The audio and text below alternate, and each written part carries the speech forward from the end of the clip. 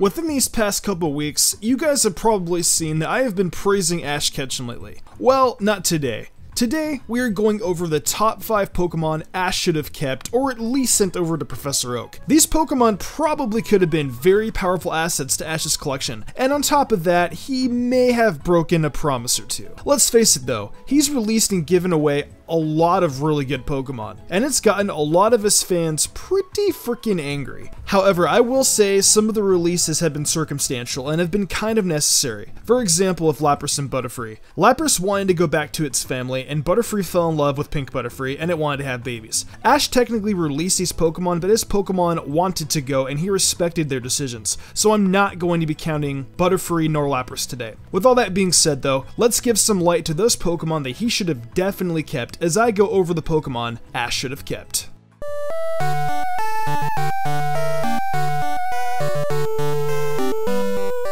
Squirtle was going to be in this slot, but I decided not to put him here because Ash has access to Squirtle practically whenever he wants, with Officer Jenny and the whole entire getup with Police Force and Squirtle Squad, etc, etc. So instead, does anybody remember Ash's Beedrill from the bug catching contest? Me neither. Moving on.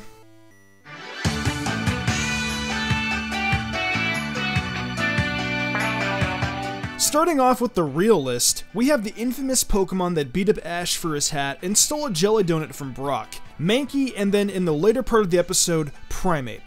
Let me just say that Primeape was ruthlessly strong and still had the potential to become stronger. He dominated the Pre-1 Grand Prix, where Primeape and Ash truly bonded, but he gave it to some random stranger that he totally didn't know for one episode.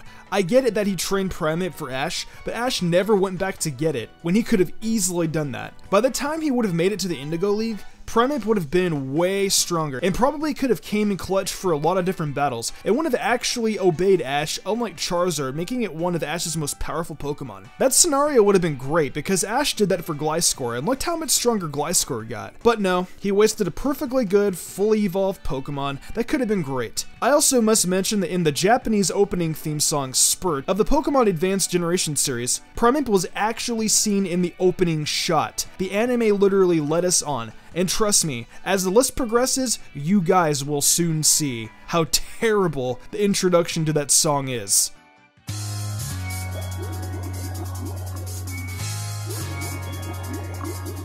The first fully evolved pseudo-legendary Ash owns, and he releases it. Seriously. Ash's Goodra did so much work for his team, but all good things come to an end, and Ash's Goodra stayed with the Florges to protect its home after the invasion of the bug and poison types. And you can make the argument that it came back for the Kalos League, but that was temporary, and now it's back to protecting its home, and it's gonna stay there until the end of the day, most likely. It's very unfortunate because Goodra was a powerhouse in Ash's team, and it helped him out in many cases, but I guess Noivern will have to do. At least we can be happy that Goodra is doing good where it's at.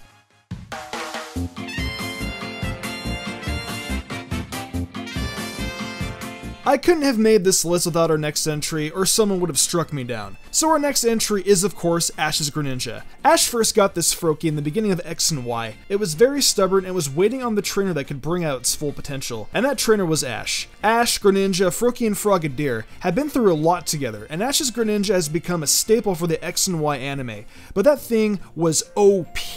Ash, do you want to win the Alola League? Then go back and pick up your Gren. There is no Alolan or an OP Charizard X, so you'll pick up an easy victory for the first time in your life. But you know, Greninja's gotta do its thing, helping clean up Kalos after that mess that Lysandre made.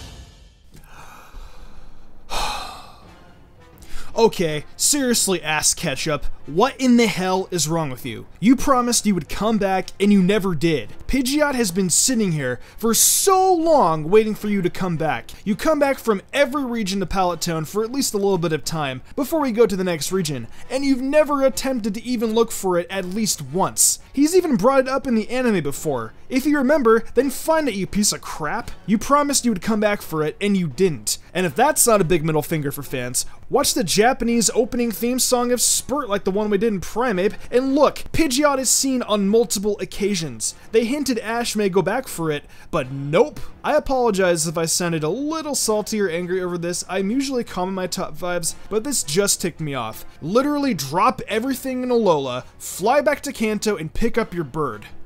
F you, Ash.